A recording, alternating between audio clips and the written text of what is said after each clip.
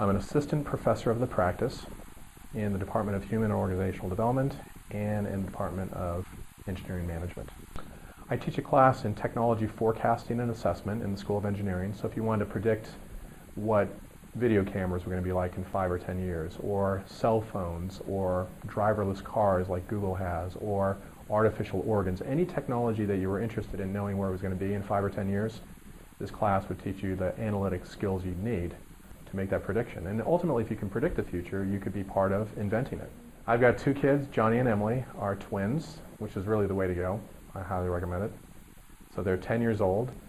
So my free time, number one, I like hanging out with my kids and my wife. So just working on all sorts of wacky projects with them, school-related projects, or just going out front and playing kickball or whatever it is. I like to fly airplanes, so I like cooking. So I made snickerdoodles last night. I don't know if you like snickerdoodles, but they were good. So I like to do that. I like to read. I like to learn. I like to learn new stuff. I had a very checkered past, colorful career.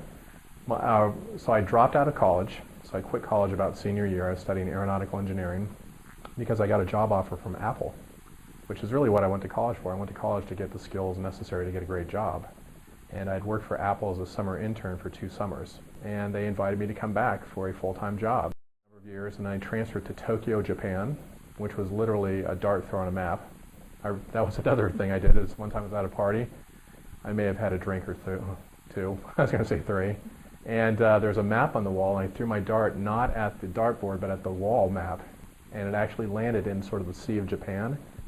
And that became the reason why I decided to get a job in Japan. So I just called up the folks in Apple Japan and transferred over there and loved working in Japan. Came back and lived in Aspen, Colorado for a number of years. Again, quality of life things, but I did a startup company, which of course, like most startup companies, turned into a smoking crater, crashed and burned. I moved to San Francisco, did another startup company. That one failed as well. And then I transferred back out to Japan again and started up a new company, and that one actually did pretty well. It did well enough that I could change careers, and I decided to go back to school, finish my bachelor's degree, and then get a PhD and become a professor. So I think that your first job out of college is really like your date to the prom, right? And everybody thinks back and maybe smiles, but is a little bit embarrassed, and it's not the person you're going to marry, right? Your first job out of college is not your spouse. It just needs to be a date to the prom. I mean, one of the reasons I became a professor is because I love the lifestyle. As a professor of the practice, I'm really focusing on being the very best teacher that I can be. So a big part of what I do whenever I prepare a lesson is I think, so what? Why would a student want to know this? What good would this do a student? I think having a sense of humor is important. I think so. I tell stories, and sometimes I'm glad they're not recorded because they sometimes come out wrong. I think being really fair and being open and honest about the course is students appreciate. I think teachers need to have a perspective like a coach would. My job is for every student in my class to get an A. And I do struggle with, I don't hand out A's like candy. So one of the things that I'm working on this semester, for instance, is an experiment I'm conducting with the students in my class, and it's approved by IRB, which means it's an officially sanctioned project.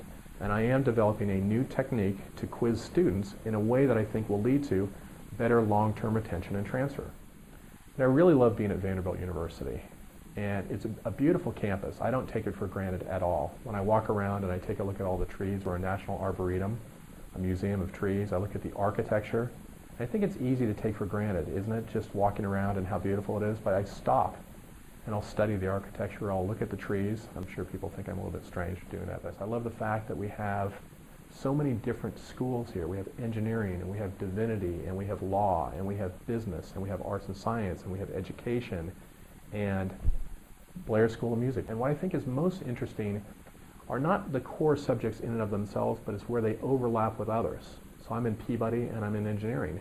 And I can bring what I do in Peabody in education into the School of Engineering. I can bring in the engineering back to Peabody. So I think what's great about Vanderbilt is these great schools, but it's the overlapping nature of them and the ability for people to work with other people in those really cool areas where there's that intersection.